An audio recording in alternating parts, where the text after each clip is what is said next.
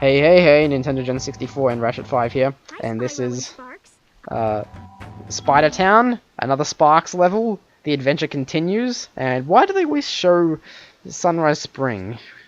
I don't know. I kind of do like that though. Like for some reason, I really like Sparks just like there in Sunrise Spring. I don't know why. So this level has the same. I don't know if it's just for this version, but it has the same music as the title screen. Same with the other one. Yeah. Same as they all do. Yeah, but is this just this version, or is it the No, it's every version. every version? Okay. Yeah. I This think it one. suits it. What do you think of Spider Town? Easy, hard.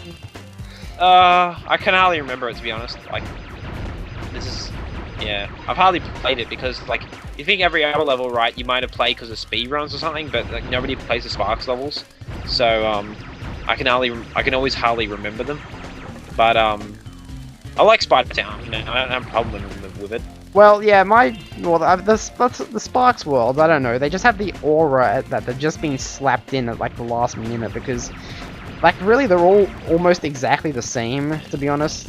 Like, you can't really, there's no really discerning features between them. They're all They do like introduce like more abilities in like the later ones, like new abilities and stuff, and they like the enemies, they do different things.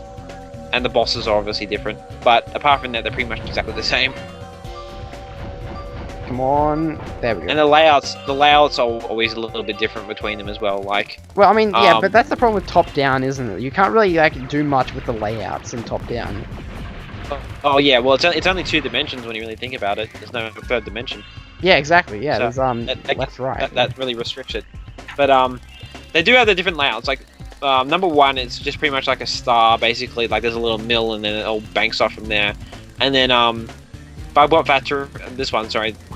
Town, it's kind of like a mixture of a star and just it's a bit bendy, and I don't know, it's a little bit wonky.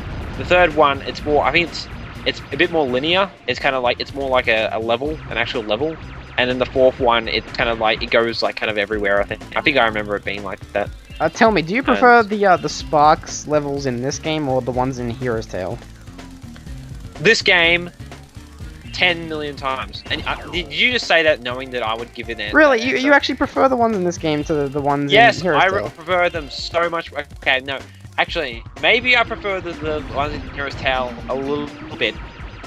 Apart from the fact that you have to do them so many times, and also apart from the fact that they're so damn hard as well, and they're annoying, and I hate just like flying around and like hitting like random walls and crap flying at you. I just think I prefer it in this one, how you can actually see where you're going and everything. In the Sparks worlds in Hero's Tale, you got this like behind the back kind of like look, and like, there's always shit flying at you. Yeah, it reminds me of the Speedways a bit. It has a bit of a Speedways look. But it's much harder to do than the Speedways, and it's still a different camera. It's like zoomed in more than the Speedways on Sparks, if you know what I mean.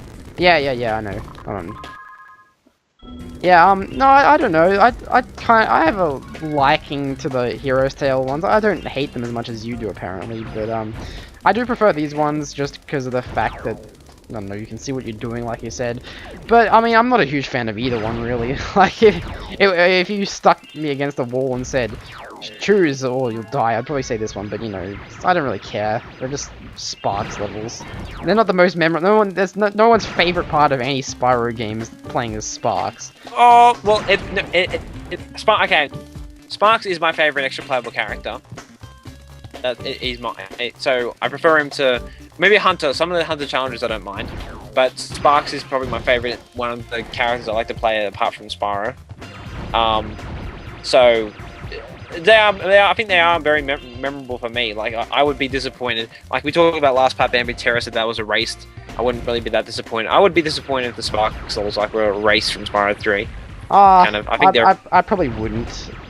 Yeah, like you said, you don't really, like, unless you're intentionally going there, like, they don't have their own portal or anything. They just have, like, there's a sign on the side of a thing. Like, they're not really, like, that important, and, like...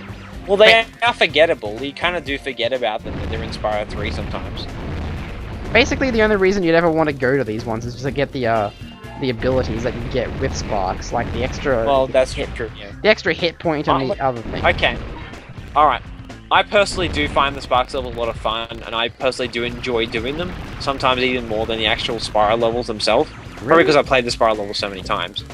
But I mean, the Hero's Tale, same as like the Sparx level, and then I probably got tired of them after a while. They kind of just like they just get annoying after a while. But for some, I don't think I played the Sparx level enough for them to be monotonous and annoying. Oh yeah, that could be true. Yeah. This is the boss for Spider Town. Do you reckon those are the spiders from like the spiders from the Speedway, the Mushroom Speedway? Yeah, that's them. Yeah, you're right. I didn't even realize that. Well, I probably did realize it, but not like, yeah, they are. That's it. Like the same design and everything. Like the same, like toxic symbol on the back. And yeah, exactly. Yeah, I'm gonna die unless I think that's really cool. Some enemy that's like takes one flame for Spyro, it takes like all this effort for Sparx to defeat. Yeah, I'm doing terribly on this one. I'm almost dead. Yeah, this boss does get challenging. Yeah. It's hard because like the screen is so big and like you usually get off the screen and he shoots those spiders out and they come behind you. Yeah. Those spiders are really annoying. Like yeah. One of my. I think some of the hardest bits about Spyro 3 are actually the Sparx levels. They are actually some of the hardest stuff in Spyro 3. Yeah, in I my think opinion, so. anyway. Yeah, well, I mean, yeah, the first two I don't know aren't hard. I haven't really played. I think I've played Starfish Reef like once or something, and Bugbot Factory. Yeah, that level is pretty hard, difficult. Starship Reef. Even when you play it these days, it's still kind of difficult.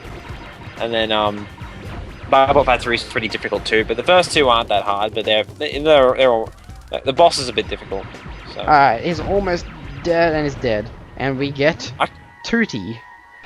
I could definitely say that that these Sparx levels do have actually a difficulty increase. Like they do increase in difficulty as you go on. The second one's definitely harder than the first one, and the third harder than the second one, and the fourth is harder than the second one. But there is a big difficulty jump between the second and the third, in my opinion.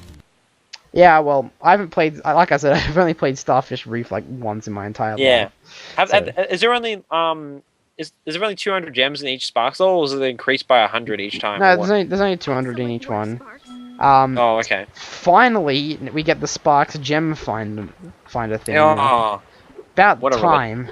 After 2 homeworlds and stuff, we finally get it. So, in the next part, we're gonna go into Bamboo Terrace for the second time.